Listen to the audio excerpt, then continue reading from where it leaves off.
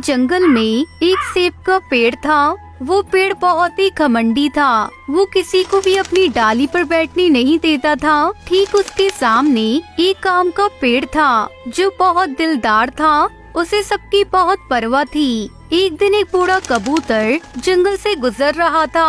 वो चलते चलते बहुत थक गया और सेब की पेड़ की छांव में बैठ गया।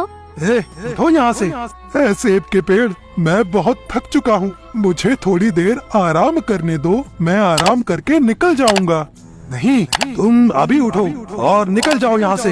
यहाँ से जाके दूसरे पेड़ के नीचे आराम करो। फिर भी वो बूढ़ा कबूतर पेड़ की बात नहीं मानता। अब देखो मैं क्या करता हूँ। गुस्से में आकर सेब का पेड़ उस बूढ़े कबूतर के ऊपर अपने सेब गिराने लगता है।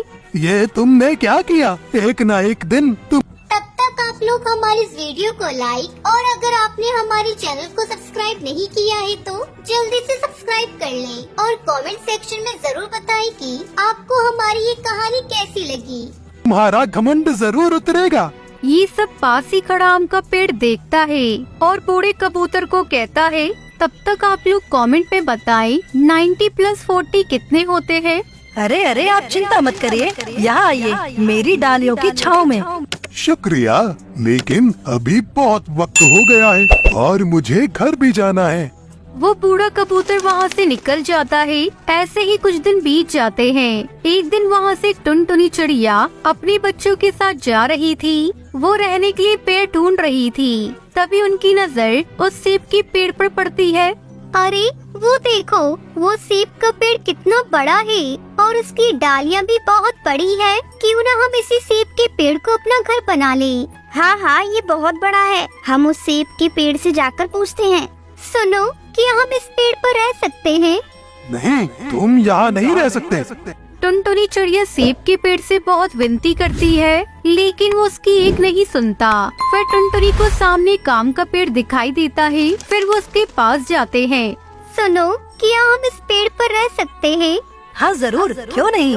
टुनटुनी चिड़िया खुश हो गई और उस आम के पेड़ पर रहने लगी। टुनटुनी चिड़िया को रोज ताजे ताजे आम भी खाने मिल रहे थे।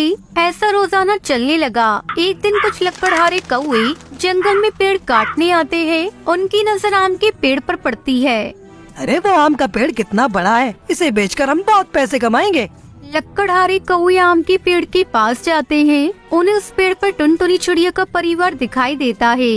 अरे ये क्या, इस पेड़ पर तो चिड़िया का घोंसला है, हम इस पेड़ को नहीं काट सकते। तभी एक लकड़हारे कौवे की नजर उस सेब के पेड़ पर पड़ती है।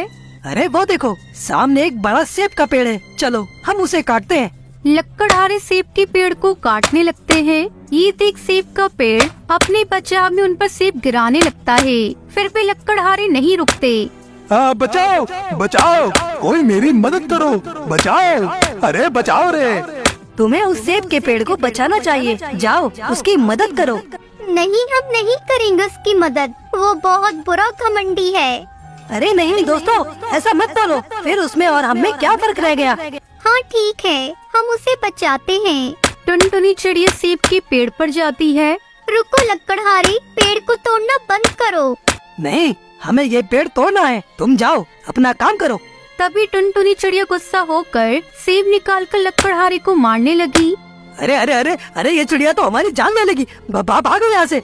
शुक्रिया दोस्तों, तुम कितने अच्छे हो। मैंने तुम्हें यहाँ नहीं रहने दिया, फिर भी तुमने मेरी जान बचाई। आज से तुम यहाँ रह सकते हो और मेरे फल भी खा सकते हो।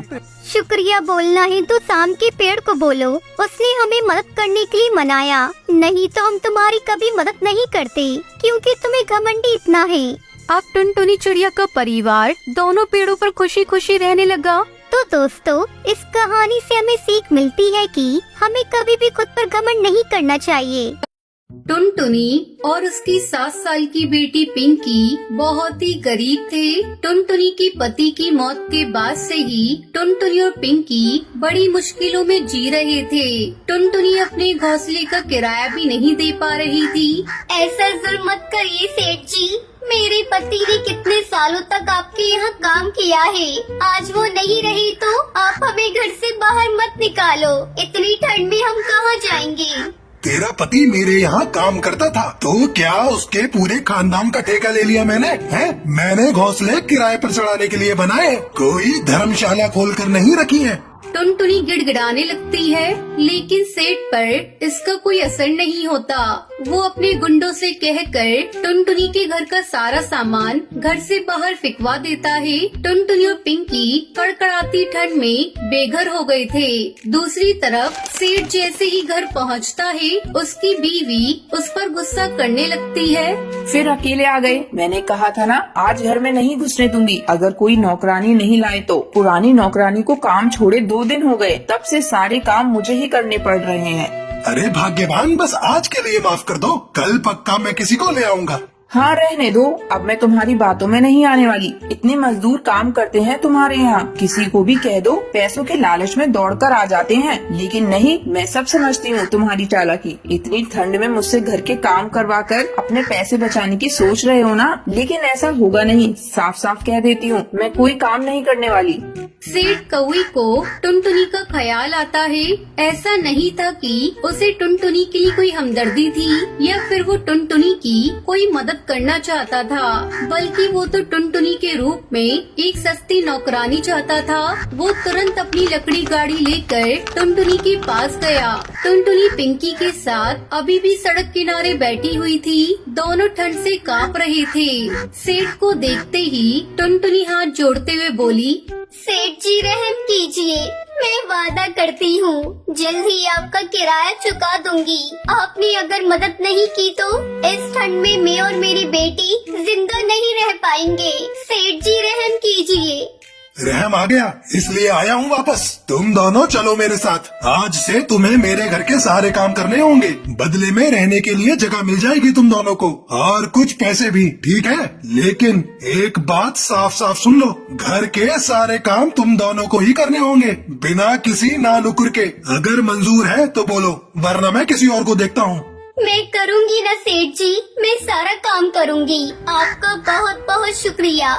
सेठ टुनटुनी और पिंकी को लेकर अपने घर पहुंचता है और सुंदरी कौवी को उनके बारे में बताता है, लेकिन सुंदरी खुश होने की बजाय और नाराज हो जाती है। हे भगवान, तुमसे नौकरानी लाने को कहा था, जिम्मेदारी नहीं, इसे रखोगे कहाँ? ऊपर से इसकी बेटी भी है। अरे तुम बिल्कुल भी चिंता मत करो, तुम तो जी भर के काम कराओ इन दोनों से। तुम्हें नहीं पता आजकल नौकरानियों के दिमाग कितने खराब हैं। और रही बात रहने की, तो वो अपने घोंसले के नीचे जो खोल है वहीं रह लेंगी दोनों। सुंदरी कौवी टुनटुनी को काम पर रखने के लिए मान जाती है और टुनटुनी को घर के नीचे पेड़ के खोल में रहने को कहती है। खोल को देखकर पिंकी टुनटुनी से कहती है, माँ यहाँ तो सिर्फ खोल है, दरवाजा तो है ही नहीं। हम यहाँ कैसे रहेंगे माँ? मैम साहब, हम दिन में तो यहाँ रह लेंगे, लेकिन रात को? एक तो मेरे पति ने तुम दोनों को यहाँ लाकर वैसे ही तुम पर एहसान किया है, अब और क्या चाहिए? अपना कमरा दे दूं तुम्हें? रहना है तो यहीं पर रहो, वरना जा सकती हो दोनों।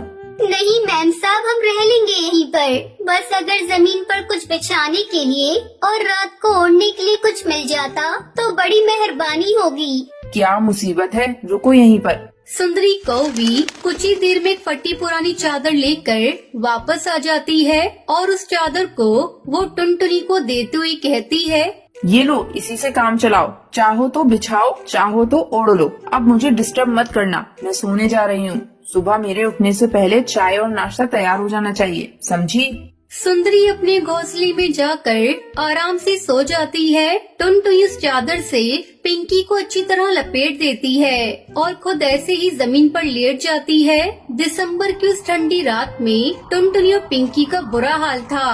खोल में हर तरफ से ठंडी हवा आ रही थी। फिर अगले दिन, अरे महारानी, अब तक सो रही है? तुझे रात को ही कहा था ना, मेरे उठने से पहले चाय नाश्ता तैयार हो जाना चाहिए।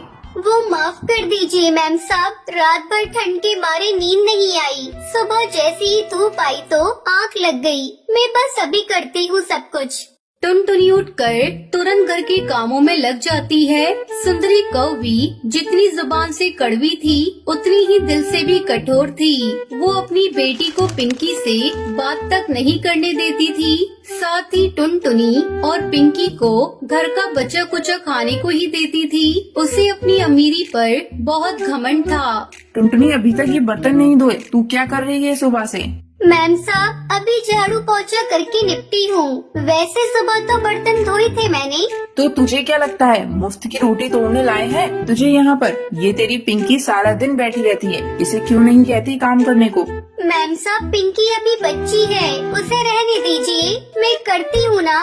हाँ, और हम बैठे रहे तेरे इंतजार में कि कब बर्तन धुलेंगे और कब हम खाएंगे। साफ साफ सुन ले टुनटुनी, ये नवाबी मेरे सामने तो चलेगी नहीं। जब तू घर के दूसरे काम करती है तब तक इस पिंकी को बर्तन धोने में लगाया कर। ऐसे ही पूरा 1 महीना गुजर गया। टुनटुनी ने सेठ से जब अपने काम के पैसे मांगे तो सेठ गुस्से से बोला, तुझे रहने की जगह दी है, खाने को भी देते हैं, अब पैसे क्यों चाहिए तुझे? कैसी बात कर रहे हो सेठ जी? पूरा महीना मैंने और मेरी बेटी ने कैसे काटा है हम ही जानते हैं। पिंकी को ठंड की वजह से बुखार है, मुझे उसे डॉक्टर के पास लेकर जाना है और आपने मुझे पैसे देने की बात तो पहले ही कही थी ना, अब आप कैसे मुकर सकते हो? हाँ हाँ ठीक है। सेठ अपनी जेब से 200 रुपए निकाल कर टुनटुनी को देता है। टुनटुनी इन पैसों को देखकर कहती है, सेठ जी ये क्या, इसमें क्या होगा सेठ जी? वो मुझे नहीं पता, मैं बस इतना ही दे सकता हूँ। वैसे भी मैंने तुझ पर एहसान किया है। क्या एहसान किया है आपने मुझ पर? मैं और मेरी बेटी रात भर ठंड में ठिठुरते रहते हैं। आप और आपका परिवार क्या जाने ठंड क्या होती है। भगवान सब देख रहा है सेठ जी, इतने कठोर भी मत बनो। तेरी हिम्मत कैसे हुई मुझसे इस तरह बात करने की? निकल अभी मेरे घर से। हाँ हाँ जा रही हूँ, वैसे भी यहाँ रहना कौन चाहता है। पर सेठ जी फिर कभी किसी पर ऐसे एहसान मत करना जैसा मुझ पर किया आपने।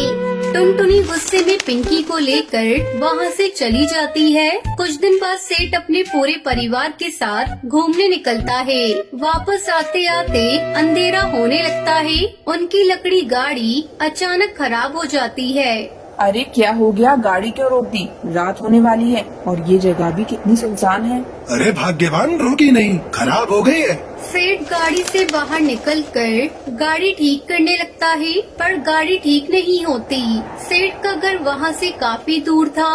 वो धीरे धीरे अपने घर की तरफ पैदल बढ़ने लगते हैं, लेकिन ठंडी हवा उन्हें आगे बढ़ने से रोक रही थी। कितनी ठंड है, मेरे तो पैर ही जम गए। सुनो जी, कुछ तो करो, बेटी का ठंड से बुरा हाल हो रहा है।